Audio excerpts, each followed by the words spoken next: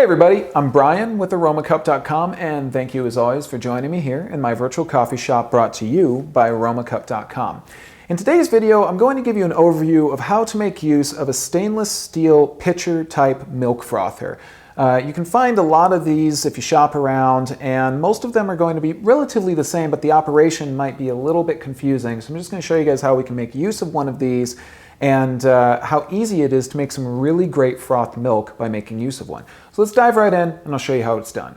All right, so this is my stainless steel milk frother right here, and it's relatively non-name brand actually. It's just a milk frother, and so you can find these again if you shop around a little bit.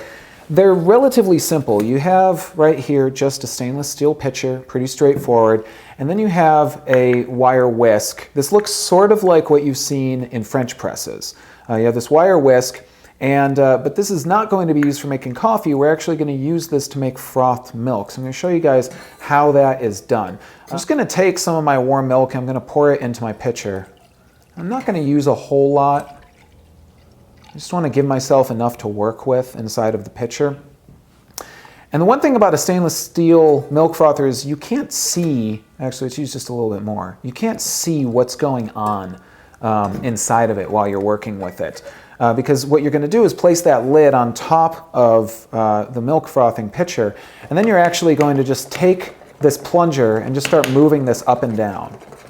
And you don't need to be too vigorous about it, but you definitely want to give this a little bit of time, usually somewhere around a minute. So like I say, this is going to be a little bit of work. So like I say, give yourself a little bit of time when you're doing this. You'll start to kind of feel that the pressure underneath the plunger is going to change a little bit. And that's when you know you're probably starting to hit the sweet spot on a little bit of foam. So let's take a look right here. Yeah, we're definitely starting to make some, but it's going to take a little bit of time. And you're really going to kind of have to force this because remember, you're aerating the milk right now. You're actually putting air into the milk, which is going to make the bubbles, which make up the froth that we're so used to getting in these type of beverages. I've created a little bit right here. This is kind of really what I would need for a latte when you come right down to it. Now that's going to differ, of course, depending on how much milk you've poured into the pitcher. But if you just give yourself enough time, that's going to allow you to create pretty much as much froth as you want to create.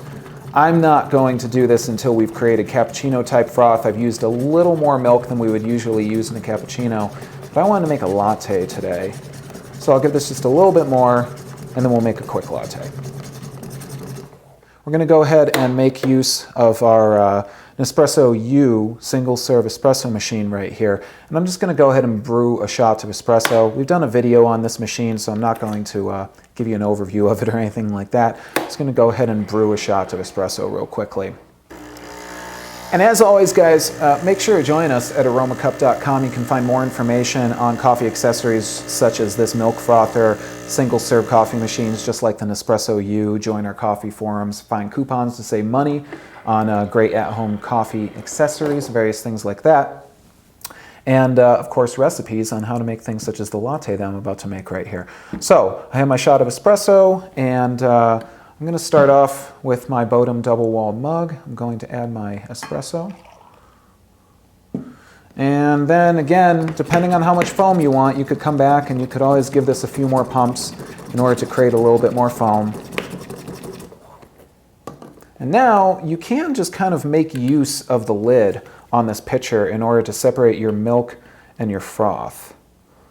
So I'm just going to kind of hold the lid right there, pour the milk out, and then I'll just kind of let the froth go.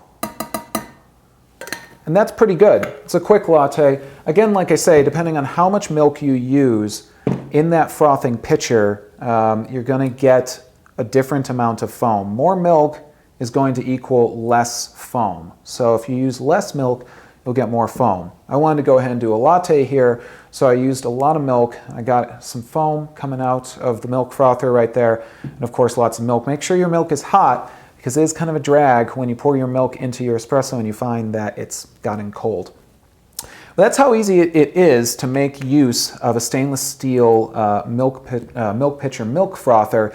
Again, it can be a little bit of work. So if you want something that is super quick and easy, you're going to want to look at a different option for getting frothed milk.